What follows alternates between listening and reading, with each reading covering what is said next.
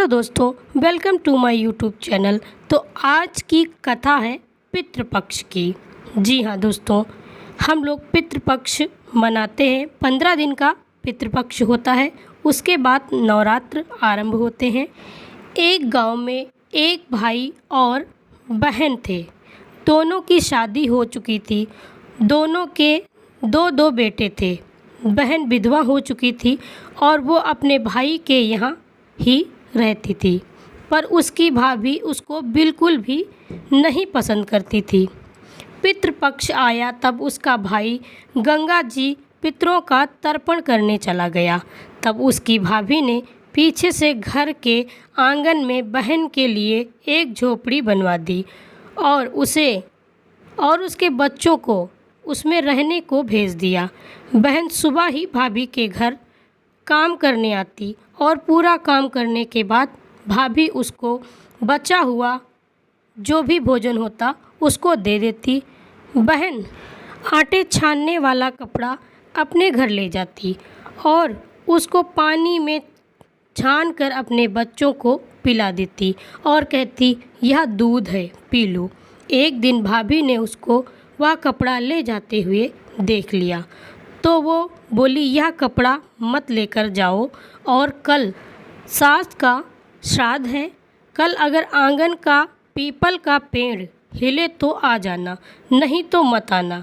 बच्चे सुबह बोले, आज तो नानी का श्राद्ध है, चलो मामी के घर चलते हैं। तब वो बोली, मामी ने कहा है कि आंगन का पीपल का पेड़ हिले तो आना, नहीं तो मत आना।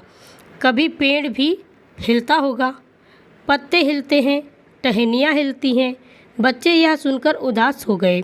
रात में भाभी ने 2 सूखी रोटी और उसके ऊपर चावल रखकर भिजवा दिया।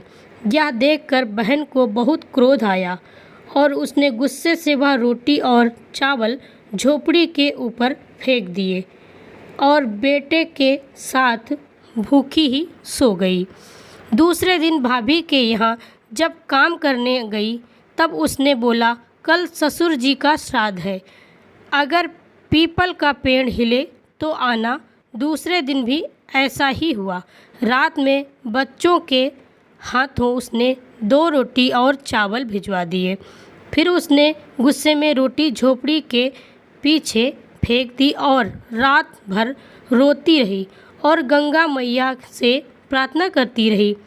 फिर 16 दिन के बाद भाई वापस आया तो देखता है पूरे आंगन में कीचड़ ही कीचड़ हो रखा है। उसने अपनी पत्नी से पूछा तो उसने कहा, मैंने बाई जी और दोनों बेटों के पैर पूरे 16 दिन तक दूध से धोए हैं, इसलिए यह कीचड़ हो गया। तब उसने अपनी बहन के बारे में पूछा। तब पत्नी बोली कि वो बाहर झोपड़ी में रह रही है।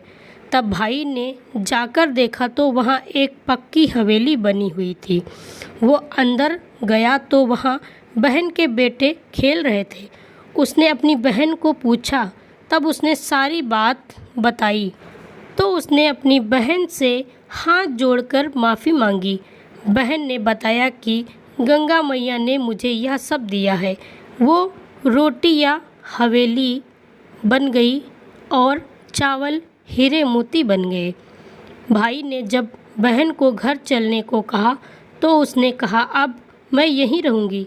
जैसे उसके पितरों ने उस पर कृपा करी है वैसे ही सभी पर उनके पितरों की कृपा बनी रहे और जो भी यह कहानी सुने या पढ़े उस पर भी पितरों की कृपा बनी रहे।